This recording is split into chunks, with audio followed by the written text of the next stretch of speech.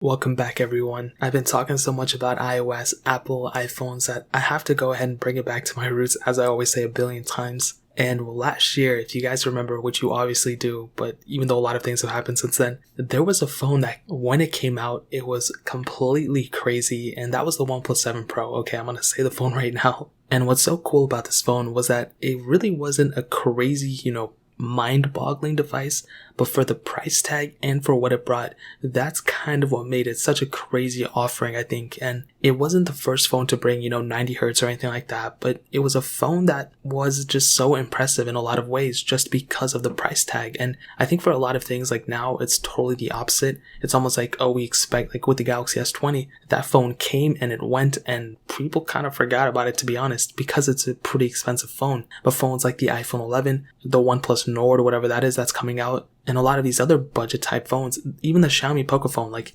anytime I talk about these cheaper phones, that's what ends up getting a lot more traffic because a lot more people can afford that type of device, which is super important. So the OnePlus 7 Pro, I think, is still an amazing pickup in 2020. You can find a lot of these online for like less than $400, which is so impressive. For a phone that's, a little bit over a year old, it's a very, very good price tag to pay for this phone. That's one of my favorite things about this. Second of all, you guys already know, Oxygen OS is still one of my favorite versions of software out there, let alone favorite versions of Android. It's very basic, it's very minimalistic, and if you guys remember with CyanogenMod, it's basically that with, more features built in, or just, the same feature. It's just stock Android with more features. And I just heard recently a little weird thing that kind of rubbed me the wrong way, that there are some ads being displayed within the software. I'll have to look into that more further, and if that's true or if that's a big deal, I'm going to make a separate video talking about it because that's really, really bad. But as of right now, Oxygen OS is still one of my favorite versions of software for sure. Also, one of the biggest things about this phone last year was the pop-up camera,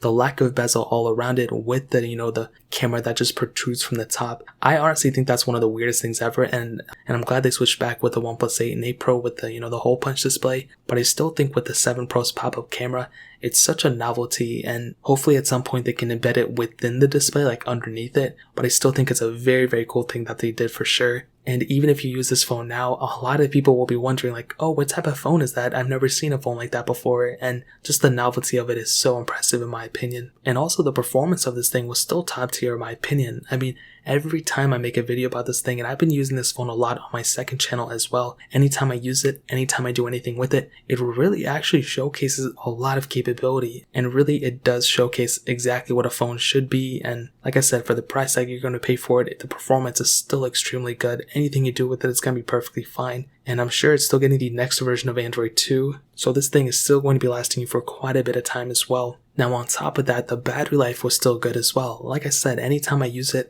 I can charge it up for one day, and for days and days on end after that, it'll still be charged. Now granted, like I said, it's not like I use this phone as a main phone and I'm like doing everything with it. But most of the time when I do a video on my second channel on an Android, before I switched over to my S20, it was usually the 7 Pro, and I still have it. Sometimes I'll still pick it up to make a video on, and with that huge display and with those bright colors on that display, it still looks great. I don't have any burn-in on that display either, so for sure, great pickup and still a great feeling phone as well. So in my opinion, to wrap up this video, OnePlus 7 Pro, thumbs up, still an amazing phone. I don't really have too much to hate on it, maybe like the lack of wireless charging and the lack of IP certification, but other than that, I think it's a pretty good pickup. So I'll leave one link down below if you guys want to pick one up from there and help support the channel at the same time, but that's really pretty much it. If you guys have any other questions or anything, let me know in the comment section below. Hit the like button, that would mean so much, but definitely hit that subscribe button. Every single subscriber that we get really does count, so it means so much if you guys can hit that. Also check out the other links down in the description as well. My Twitter, my Instagram, my second channel. More importantly than everything else, I love every single one of you guys. Hopefully I'll catch you guys in the next video. Peace out till then.